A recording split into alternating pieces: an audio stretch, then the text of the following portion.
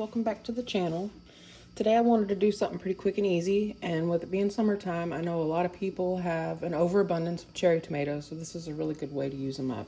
We're going to do a cream cheese pasta bake, and this is a super simple dish. Only takes about 30 minutes and you're done. So we're going to start off with a small onion. Now, I'm doubling the recipe as always. You know, I always double the recipe.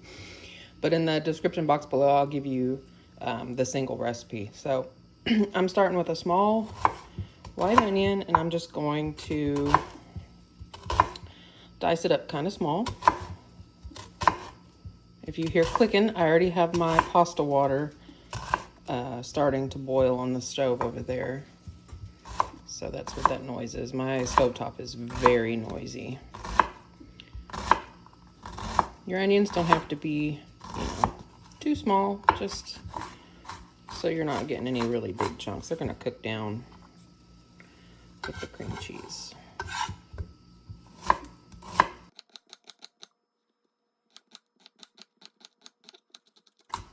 Okay.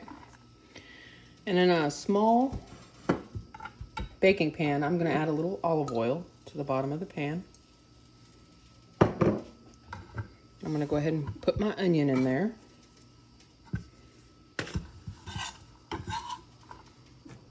I know it drives y'all crazy when I pick stuff up with my knife like that. Sorry. All right.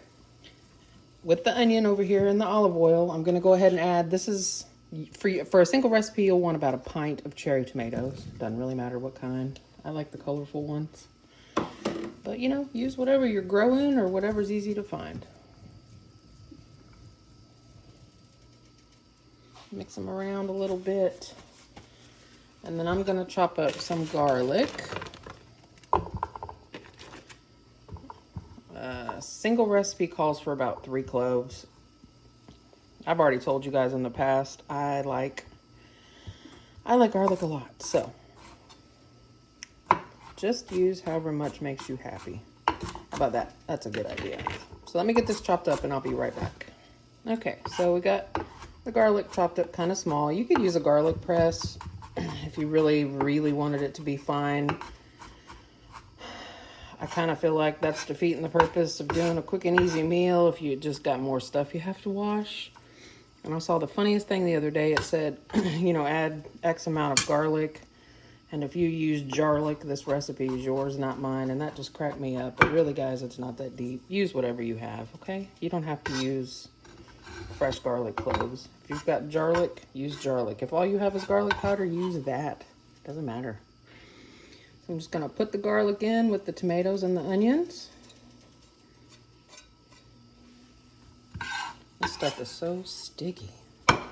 Whatever I did growing this, I definitely need to make sure I do it again next year. It is fantastic. All right. I think I'm going to add just a smidge more olive oil. And we're going to go ahead and season this. I'm going to add, here, let me get this out of the way. There we go. I'm going to add salt and pepper. Just add to taste, however much you like. You're cooking this for your family or for yourself. Black pepper.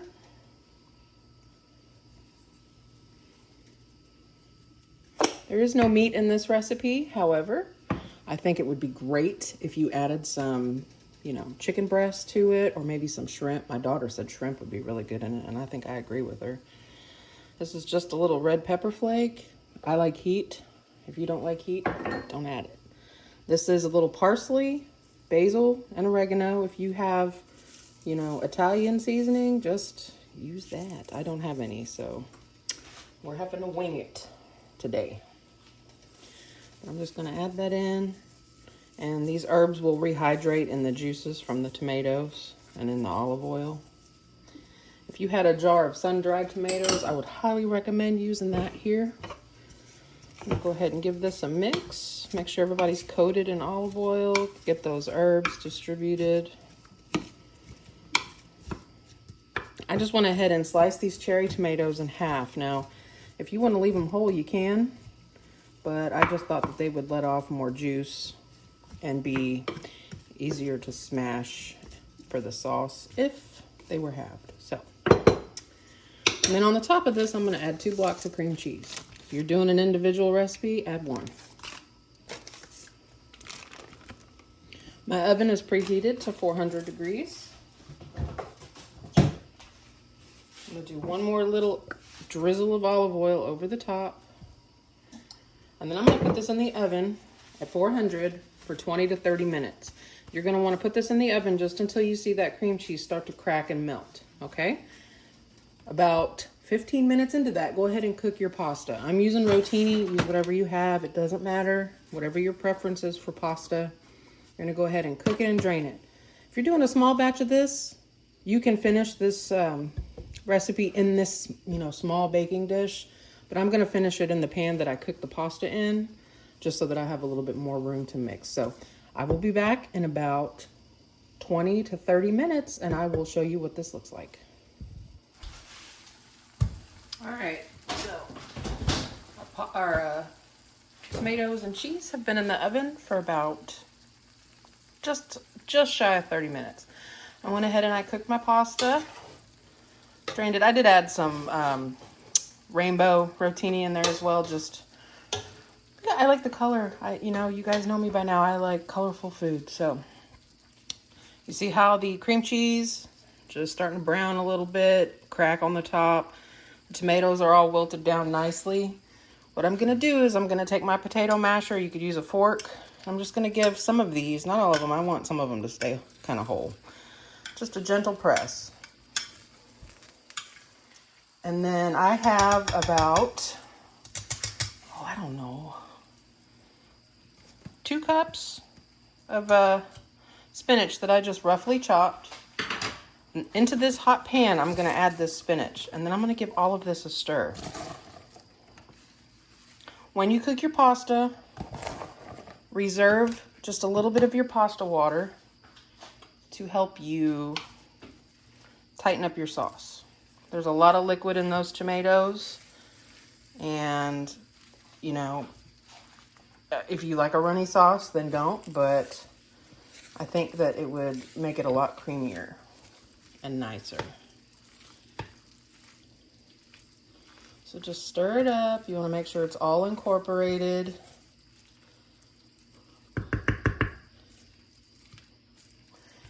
Guys, I should have a shirt made that says, I probably needed a bigger pan, because that seems to be the pattern with me. But I'm just going to be patient here. I'm going to keep stirring, let this spinach wilt down. Mix up the cream cheese. Add some more spinach. There we go.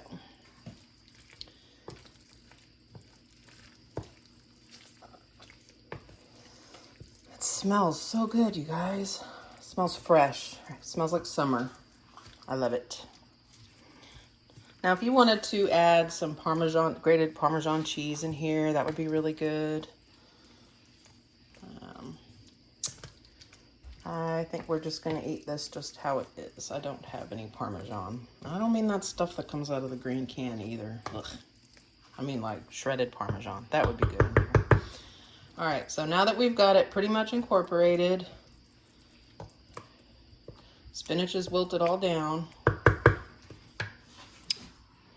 gonna add just a little pasta water. Mix that in.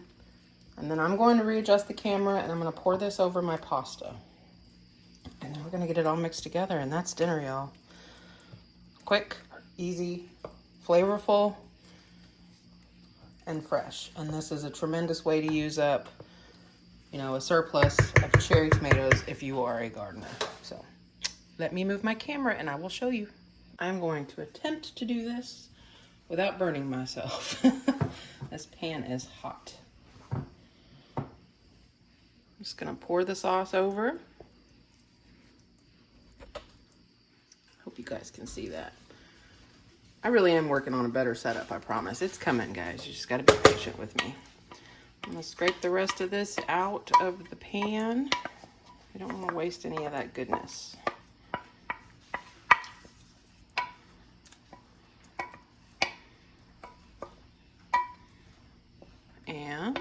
Give it a stir.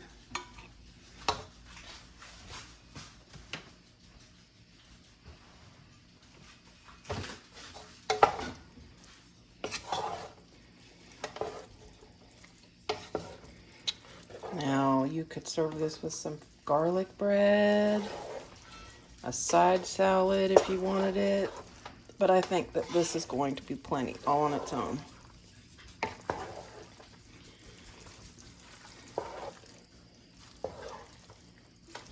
I wish I had smell-o-vision so you guys could smell this. Look, take my advice, use the extra garlic. I'm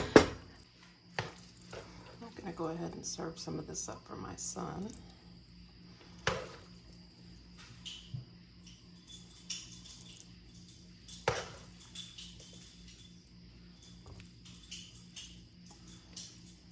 I'm going to finish this off with just a little bit of green onion and some fresh basil.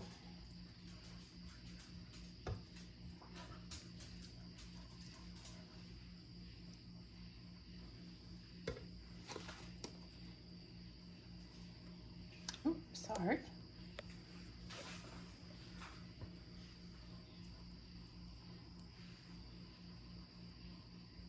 And that's dinner, y'all. I hope that you give this recipe a try. If you do, leave me a comment down below and let me know what you thought of it, how you changed it. Did you add meat to it? What did you add? I'd really like to know. So maybe next time I make this, I'll try it the way you made it. As always, guys, thanks for watching, and I will see you next week.